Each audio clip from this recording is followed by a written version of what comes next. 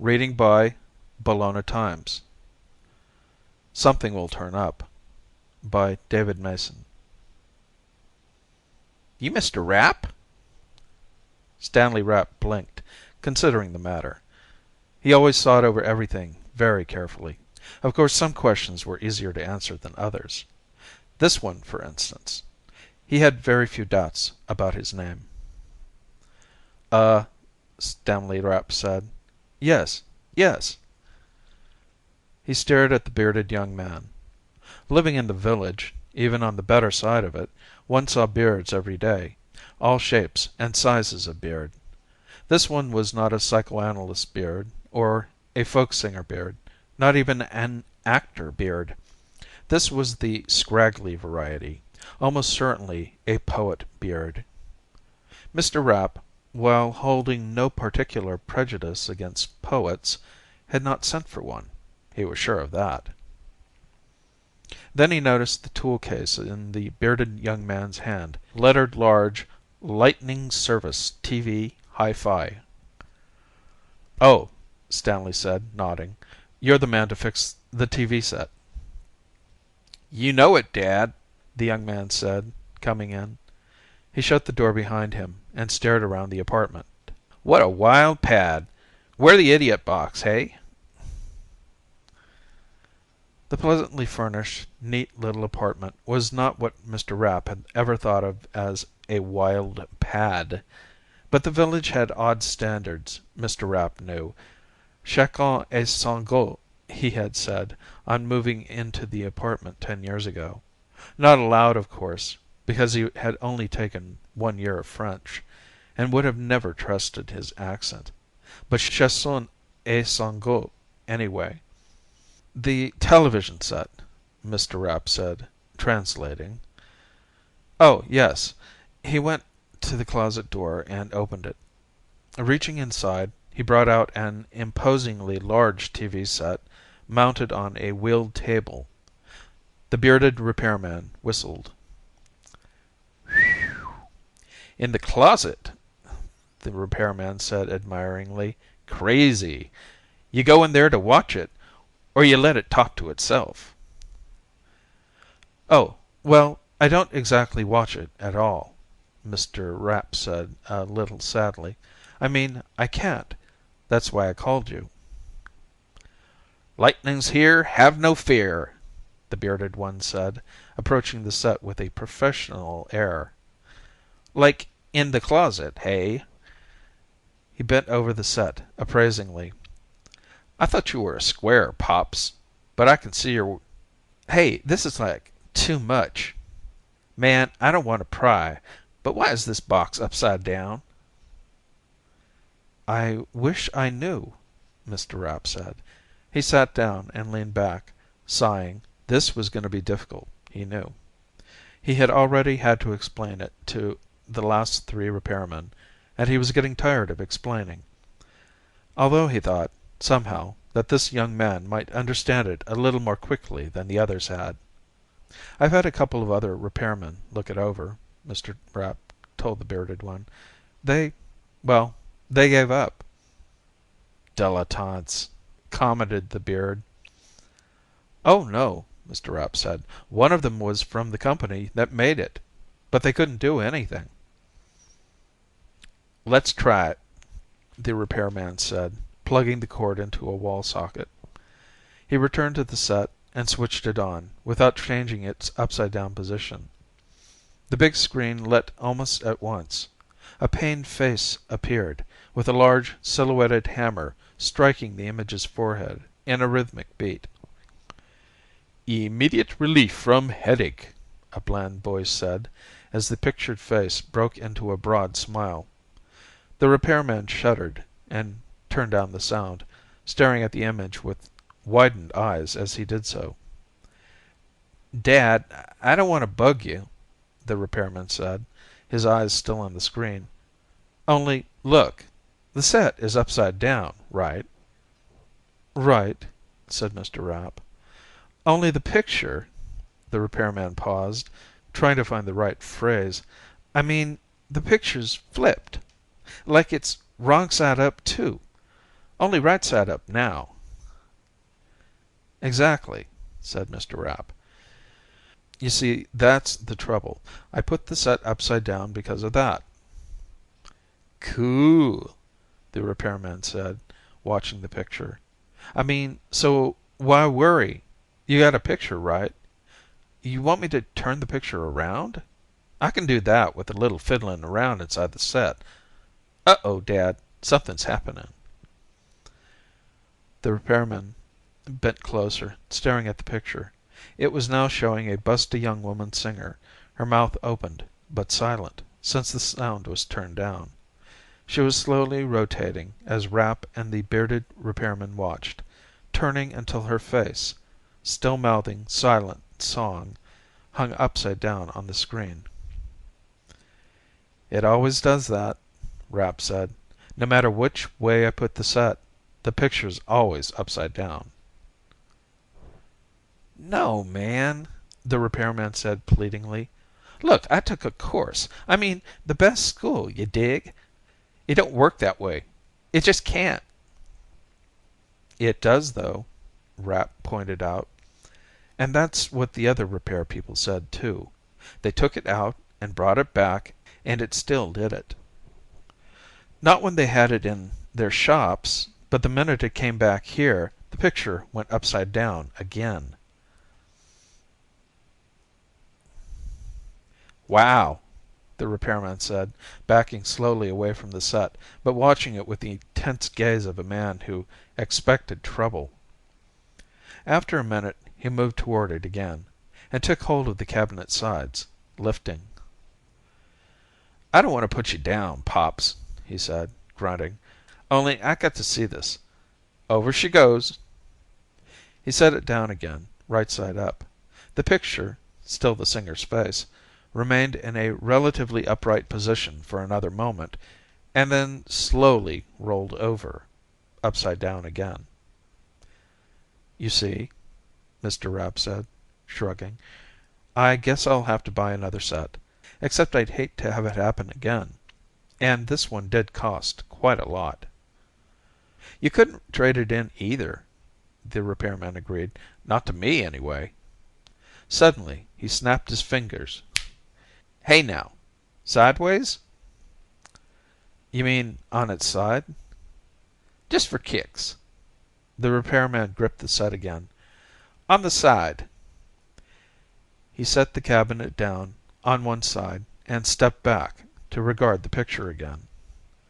Slowly the picture turned once more, and once again, relative to the usual directions of up and down, the picture was stubbornly, completely inverted. "It's onto that, too," the repairman said, gloomily. He sat down on the floor and assumed a kind of yoga posture, peering between his legs. "You could try it this way, Pops." "I'm pretty stiff," Mr. Rapp told him, shaking his head. "Yeah," the repairman said, reinverting himself. For a long while he sat, pulling his beard thoughtfully, a look of deep thought on his face. The reverse singer faded out, to give place to an earnestly grinning announcer who pointed emphatically to a large upside down sign bearing the name of a product. "Watching it this way could get to be a fad," the repairman said at last, almost inaudibly. He fell silent again, and Mr. Rapp, sadly, began to realize that even this bearded and confident young man had apparently been stopped, like the others. "The way I look at it, like, there's a place where science hangs up." The bearded one spoke, finally. "Like, I don't want to put down my old guru at the Second Avenue School of Electronics," he said solemnly. "But you got to admit that there are things not dreamed of in your philosophy, Horatio. You dig?" "My name isn't Horatio," Mr. Rapp objected. "I was quoting," the repairman told him. "I mean, this is a thing like outside material means. Supernatural, sort of. Did you cross up any witches lately, Pops?" "Oh, dear," Mr. Rapp said sadly. He shook his head. No, I haven't, offended any witches. Not that I know of." He regarded the inverted picture for a moment. Then, as the repairman's words began to sink in, Mr. Rapp looked at him apprehensively. "Witches?" Mr. Rapp asked. "But, I mean, that's all superstition, isn't it? And anyway, well, television sets?" "They used to drive cows, but who keeps cows?" The bearded one said ominously. "Why not television sets? Like, I happen to be personally acquainted with several witches and like that. The village is full of them.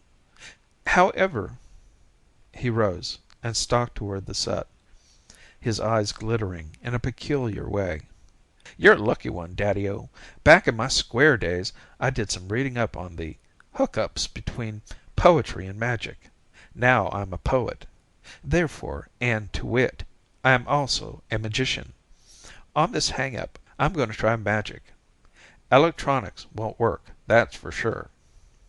"But," Mr. Rapp was not quite sure why he disapproved, but he did. On the other hand, the repairman appeared to be very definitely sure of what he was doing as he peered into the back of the television set. "Have you ever tried, this method before?" "Never ran into any hexed TV sets before," the repairman said, straightening up. "Don't worry, though. I got the touch. Like with poetry. Same thing, in fact. All magic spells rhyme, you see. Well, I used to rhyme back before I really started swinging. Anybody can rhyme, and the rest is just instinct." He had been scribbling something in a notepad as he spoke. Now he bent down to take another look at the back of the set and nodded with an air of assurance. "The tube layout," the repairman told Mr. Rapp, exhibiting his notebook. "That, and Ohm's law, and a couple of Hindu bits I picked up listening to the UN on the radio, makes a first-class spell." Mr. Rapp backed away nervously. "Look, if it's all the same to you, don't flip." The repairman consulted his notebook and moved to stand in front of the screen. The picture showed a smiling newscaster pointing to a map which indicated something ominous. "Cool, man," the repairman said. "Here we go." He lifted his hands in an ecclesiastical gesture, and his voice became a deep boom. "6SN7, 6AC5, 6 and 7 millivolts are running down the line. E equals R times A. That's the way it goes. Go round the other way. Subhas Chandra Bose." Afterward, Mr. Rapp was never quite sure exactly what happened. He had an impression of a flash of light and an odd, indefinite sound, rather like the dropping of a cosmic garbage can lid. But possibly neither the light nor the sound actually happened. At any rate, there were no complaints from the neighbors later on. However, the lighted screen was certainly doing something. "Crazy," the repairman said, in awed tones. Mr. Rapp, his view partly blocked by the repairman, could not see exactly what was happening on the screen. However, he caught a brief glimpse of the newscaster's face. It was right side up, but no longer smiling. Instead, the pictured face wore a look of profound alarm, and the newsman was apparently leaning far forward, his face almost out of focus because of its nearness to the lens. Just for a moment, Mr. Rapp could have sworn he saw a chair floating up past the agonized expression on the screen. Then the screen went gray, and a panel of lettering appeared, shaking slightly. "Our picture has been temporarily interrupted. Normal service will be restored as soon as possible. Please stand by."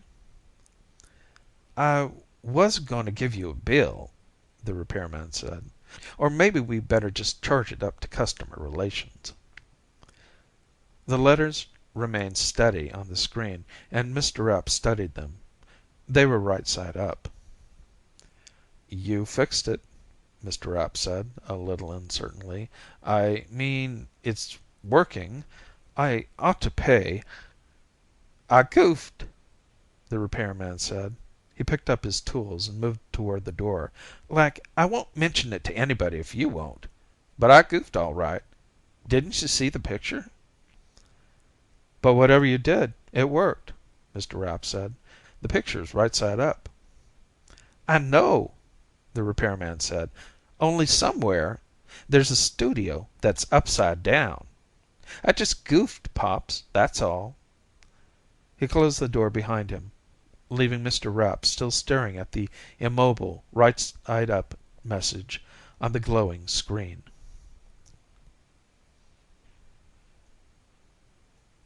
End of Something Will Turn Up by David Mason.